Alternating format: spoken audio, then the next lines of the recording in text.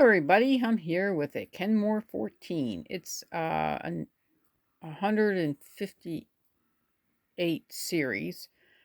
It is, why that they named it 14, this means it has 14 stitches on the stitch knob.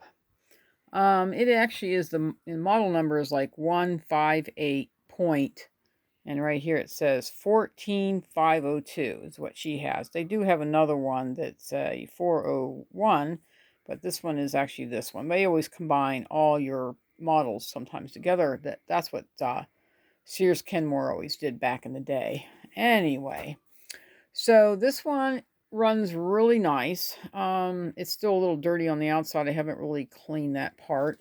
I found a lot of like old grease. That's what that right there is. And some dust bunnies and some thread. Okay. And you can see it better on this side. Anyway, I got that all out of the bottom. Since she wanted a basic cleaning is here and here. If you do a deep cleaning, that's the whole entire sewing machine.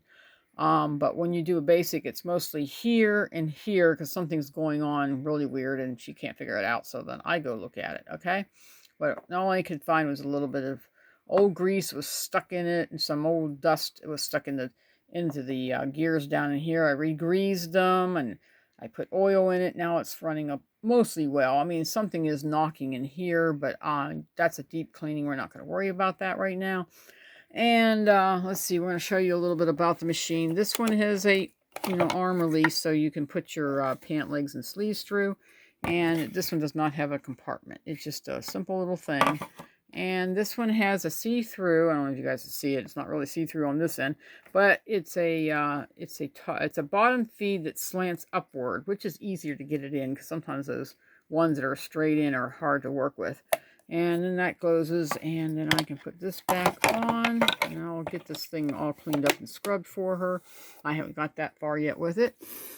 Let's see, this has been a little chewed up right here. That's for hand wheel, but if she's not worried about it, I'm not worried about it. But there's other things you can do. You can actually rebuild it, or you can just get a whole new replacement, but it's up to her. She decides if she wants to do that, she can contact me. All right, here there's a hole, and I figured that is for your spool holder. If she has an extra spool holder, you can put that in there, but she might not have it, or maybe she has it with her stuff. I don't know, but that's another one in case you want to like run one for your bobbin. So you go, like if you had one here and your thread's sitting here, you would have to come this way around this little knob, back this way, and to your bobbin, so your bobbin rewinder would work. And then you would click it in, and then you would unscrew this inside. I don't know if you guys see it. The little, take that, unscrew it, and then you can screw this, and then you can run it without engaging the sewing machine. But when you're not using it, you can always, click it back and it's done, okay? Or you can toque it from the bottom. Now, this one has a neat capability. If you're going to go and for like, take it somewhere and you didn't want, this thing can actually fold out and go this way, and then it's ready to go, okay? So your thread's back there. But when you're traveling, it comes in and folds inwards so it doesn't get hurt or broken off, which is kind of a neat way of doing it. And whenever you're ready to thread it, you want the thread coming from the back side here. So I just put it out here a little way so you can see it.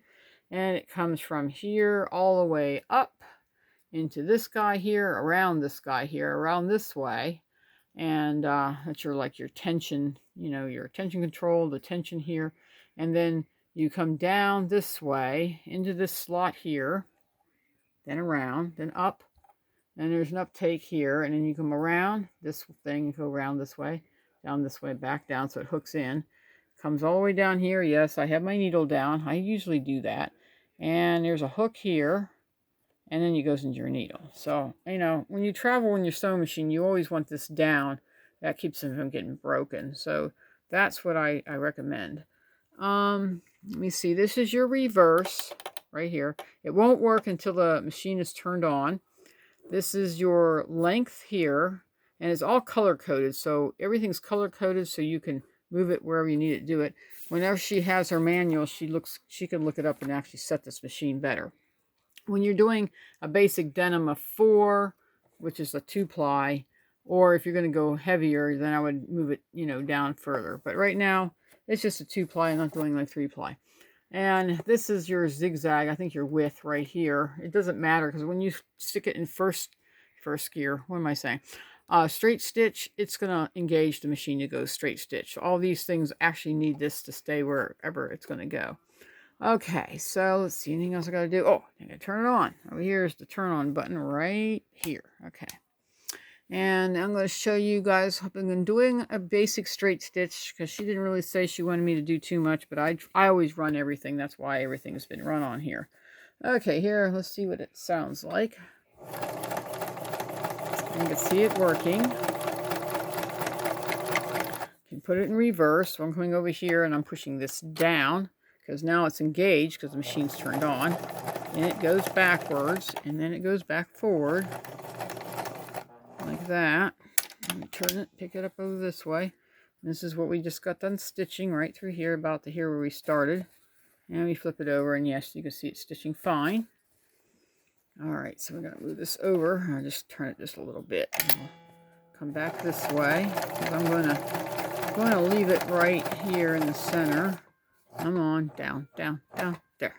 There we go, and that's where I leave it when it's time to travel. So other than that, this machine is really good. I mean, it has a handle, so you can lift it, so it's kind of nice to have a handle.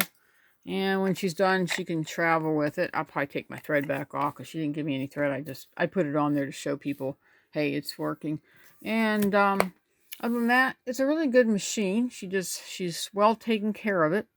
I enjoy people that actually take care of their sewing machines. At least she gets it in here and gets some maintenance done on it. And I recommend older sewing machines should, be every 6 months, unless you're one of those avid sewers that sew every single day and can't put it down. Then that one's more like every 3 months.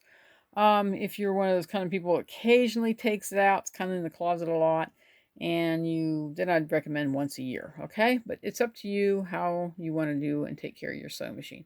Other than that, the machine is doing well. I'm so happy. I got it greased up pretty good, so the gears will be good, and it won't, because there's a, what do you call it? Not a plastic gear, it's a synthetic gear with a metal gear rubbing against it. So you don't want that gear to get ruined, so it's best to make sure you grease it. Everybody said, well, can't you just oil it? It can help you a little bit, but it gets too much stuff grimed down into it, it can actually break it. So the grease actually keeps it from getting broken. So that's why we grease it. Anyway, I'm going to get this thing, the West Ray scrubbed up. There's a lot of, dirty spots in the whole machine. I got to get it scrubbed up, cleaned, put my sticker on it so she'll know when she got it clean, so she don't forget to get regular maintenance done on it, so she doesn't, forget. And it's best not to let her forget.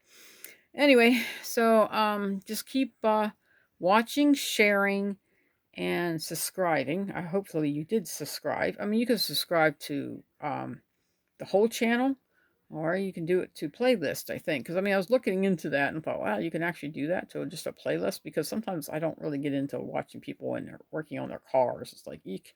But I like the section where they like to go hunting or something, and I like to watch those. So, you can do it for a playlist, or you can do it for the whole entire channel. Sometimes I just hit the whole entire channel, because sometimes there's other things that might just interest me. My husband just watches me, and he comes in the living room and stands there, and I go, what are you doing? Why are you watching somebody mowing the lawn? I don't know. It's kind of interesting. I know everybody has a weirdness, but that's what I like. I like watching people mow the lawn.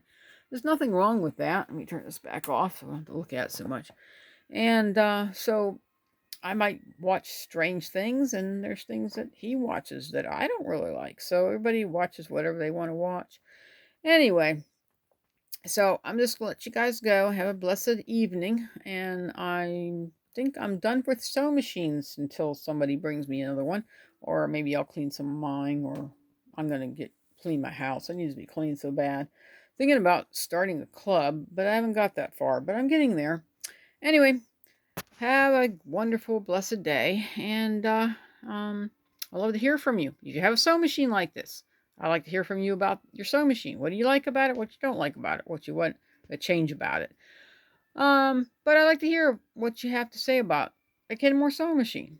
But anyway, have a blessed night. Good night. Bye-bye.